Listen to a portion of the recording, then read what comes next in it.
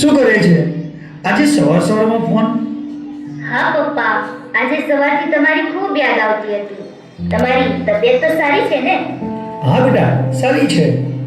હા પપ્પા, મેં તમને એક વાત કહેવા માટે ફોન કરેલો. હું અને દીપક કચરાનો જમા ભરવા માટે જઈએ છીએ. ઓકે બેટા, ધ્યાન રાખજો અને ખુશીથી ફરી આવજો. હા ચાલો પપ્પા, બાય. તમારું ધ્યાન રાખજો. અરે મીરાઓ, શું થયું ચા નાસ્તાનું? જલ્દી કરો, મારી પ્રેશરની ટેબ્લેટ લેવાની છે. પપ્પા, ગીતા ચા બનાવે છે. આજે ચા નાસ્તાનો વારો ગીતાનો છે. હા, મને ખબર છે. ચા નાસ્તાનો વારો મારો છે. હું બનાવું છું. વારો? શાનો વારો? આ બધું શું છે? પપ્પા, તમે બધું વિજય અને ગીતાને પૂછો તો તમને બધી જ ખબર પડી જશે. ઓ વિવેક, તું શું કહેવા માંગે છે? તને બધી જ ખબર છે, ઓકે? તું મારો મોટો ભાઈ છે એટલે શાંતિથી કહું છું કે તારે મને જે કહેવું હોય તે કહે, પણ મારી ગીતા વિશે કંઈ નહીં બોલ. કેમ? ગીતા કોઈ મહારાણ છે કે તેને કંઈ નહીં કહેવાનું? આ ઘરમાં જે કાંઈ ઝઘડા થાય છે તેનો મૂળ ગીતા જ છે. કેમ?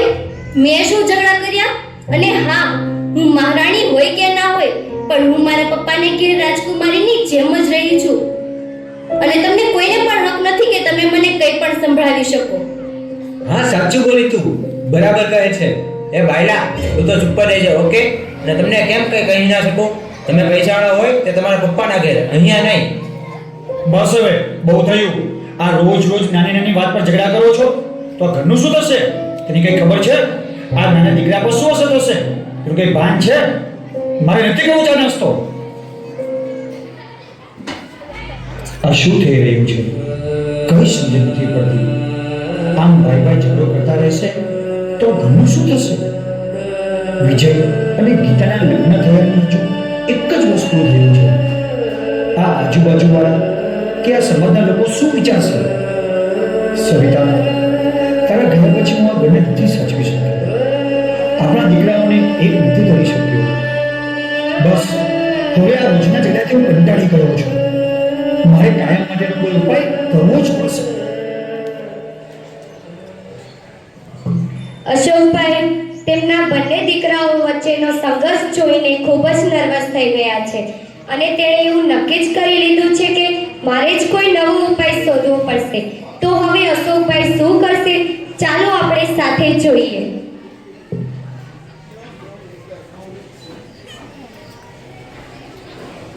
ઓહ, આજે તો રસોઈમાં ગીતાઓનો વારો લાગે છે. હા, આજે બપોરની રસોઈનો વારો ગીતાનો અને સાંજની રસોઈનો વારો મારો છે. ભાભી, પપ્પાએ તમને પૂછ્યું? નહીં ને, તો પછી મને બોલવા દો ને. તમે શા માટે વચ્ચે બોલો છો? હા પપ્પા, બપોરની રસોઈ હું જ બનાવું છું. બેટા, તમે આમ તારો મારો વારો કરવામાં જુદા પડતા જાઓ છો. જો તમે બધે સાથે મળીને રસોઈ બનાવશો ને તો એની મીઠાશ કંઈ અલગ જ હશે.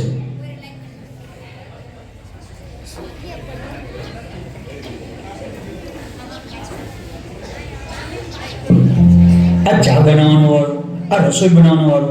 બેટા, મારા અંતિમ સમયે પાણી પાવાનો વારો નહીં રાખતા, નહીતર હું પાણી પીધા વગર જ ઉકલી જઈશ. અરે બેટા વિજય, તું પેલી ખોડિયાનગરમાં દુકાન રાખવાનો હતો, તેનું શું થયું? હા પપ્પા, લેવાની જ છે. 25 લાખ કહે છે તો 12.5 લાખ હું કાઢીશ ને બાકીના 12.5 લાખ વિવેકભાઈ કાઢશે. હા તો શું કહે છે? 12.5 લાખ છે ને? ગીતાને પાર્લર બનાવવાનું છે એટલે દુકાન લઈએ છીએ અને આપણે બંને ભેગા રહીએ છીએ એટલે અડધા તો તમારે જ આપવા પડે ને, ઓકે? વિજય, તને તો તારા સસરા આપી દેશે, પણ મારા સસરા એટલે કેપેબલ નથી કે મને આપે. તો એ બધું અમારે નથી જોવાનું કે? અને હા, જ્યારે તમે ધંધામાં નુકસાન કર્યું ને ત્યારે વિજયે જ તે પોતાની બચતના 10 લાખ રૂપિયા તમને આપ્યા હતા. હવે તમારો વારો છે, ઓકે? અને હા, તને ખબર ના તો કહી દઉં, તે સમયે વિજયના લગ્ન નહોતા થયા. હા, હું તે જ કહેવા માંગુ છું કે તે ભણેલા ના હતા છતાં પણ તેમણે તમારી મદદ કરેલી અને તમે એક છોકરાના બાપ બન્યા પછી તો તમે તમારી જવાબદારીને સમજો. એ વિજય, તું તારી બહેરીને સમજાવી દે કે નાના મોટાનું માન રાખે. બસ હવે બંધ કરો. કોઈએ કઈ બોલવાનું નથી. આ બધું શું છે? સાવ જાનવર જેવા છો. તમારી મા ઉપર બેઠી બેઠી શું વિચારતી હશે? અને હવે તમારા રોજના ઝઘડાથી કંટાળી ગયો છું. આ કરતા હું તમારી મા પાસે જતો રહ્યો તો સારું હોત. કાલે તમે બંને ઘરે રહેજો. હું કાળો કાકાને બોલાવી લઉં ને તમે બંદરને અલગ કરી દો એટલે બધું જ સારું થઈ જશે.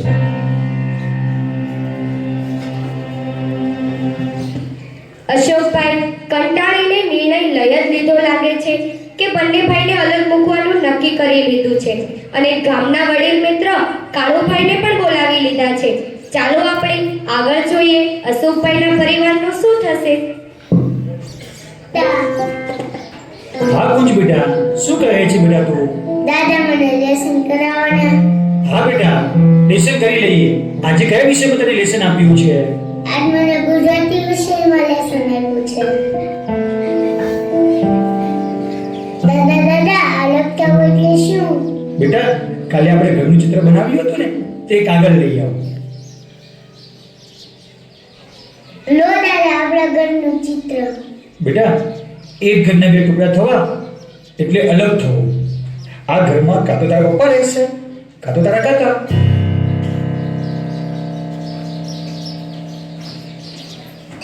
ઘરમાં ઝઘડો થવાથી બાળકોના માનસ પર સી અસર થતી હશે આપણે જોયું. નાનો દીકરો પણ પોતાના દાદાને પૂછી રહ્યો છે કે જુદા થવું એટલે શું. અશોકભાઈએ દીકરાને તો સમજાવી લીધો પણ ઘરની પરિસ્થિતિ કેવી રીતે સંભાળશે ચાલો આપણે આગળ જોઈએ. કેમ છો અશોકભાઈ? કેમ છો કાળુ કાકા? કેમ છો કાળુ કાકા? અશોકભાઈ, કેમ તમે આવો નિર્ણય લીધો છે? હજુ વિજયના લગ્ન થયાને એક વર્ષ પણ નથી થયું. મારે જુદા નથી કરવા, આ બધે જુદા રહેવું છે. ઘરમાં કામની વહેંચણી થાય છે, પોતાની બચત પણ અલગ અલગ કરવા લાગ્યા છે. એટલે હું જ આ ઘરના ભાગ પાડવા માંગુ છું. જો આ ઝઘડો કરીને ભાગ પાડશે ને તો આ સમાજમાં બદનામી થશે તે અલગ.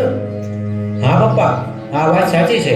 હું જ કહેવાનો હતો પણ આ વાત તમે જ કહી દીધી. મને પણ ગીતાએ 6 મહિના પહેલા જ કીધેલું હતું પણ મેં એની વાતમાં ધ્યાન ન આપ્યું. પણ હવે મારાથી પણ નહીં રહેવાય. જોયું આ બધે જુદા થવા કેવા ઉતાવળા થાય છે ને તમે મને સમજાવો છો. કાળુભાઈ, જમાનો બદલાયો છે. ઝઘડાઓ તો આપણા પણ થતા હતા પણ હવે આ લોકોમાં ભાઈચારાની કોઈ ભાવના નથી રહી. જવા દો વાતને. તમારે બંને જુદા થવું છે ને તો બોલો કઈ રીતે જુદા થવું છે તે કઈ વિચાર્યું છે? હા, બંને વચ્ચે વાત થઈ જ છે. આ ઘરના 40 લાખ મૂક્યા છે. જે લેશે તે બીજાને 20 લાખ આપશે અને બીજી બધી વસ્તુનો ભાગ નક્કી જ છે. જોયું કાળુભાઈ, તમે સમજી ગયા હશો પરિસ્થિતિ કેટલી બગડી છે તે માટે મારે આ ફેસલો કરવો પડ્યો. આ બંને દીકરા વચ્ચે લાગણી નથી રહી એનું મને બહુ દુઃખ છે. સારું, તો પછી અશોકભાઈ બંને ભાઈઓને અલગ કરી દો. બેટા, તમે વસ્તુના ભાગ તો પાડ્યા પણ હવે મારે કોની સાથે રહેવાનું છે એ તો કહો. પપ્પા, તમે 6 મહિના મારી સાથે અને 6 મહિના વિજય સાથે રહેજો. ના પપ્પા, આ 6 મહિના કઈ નહીં. હવે આખી જિંદગી તમારે મારી સાથે જ રહેવાનું છે. ચાલો તમે મારી સાથે તમારી બાકીની જિંદગી અમારી સાથે ખુશીથી પસાર કરજો. ના બેટા ના, દીકરીના ઘરનું પાણી પણ ના પીતા હોઈએ તો હું કેવી રીતે રહી શકું? હા પપ્પા, ચાલો અમારી સાથે. એમ પણ મારી પાસે તો બાળપણથી જ માતા પિતાનો છાયો નથી. મને પણ એક વડીલની છત્ર છાયા મળશે. પપ્પા, હવે એમ ન હોય કે દીકરીના ઘરનું પાણી પણ ન પીવાય. પપ્પા, મને તમારો દીકરો સમજી લો, પછી તો આવી શકશો ને? ના બેટા ના. વિજય, વિવેક, બોલો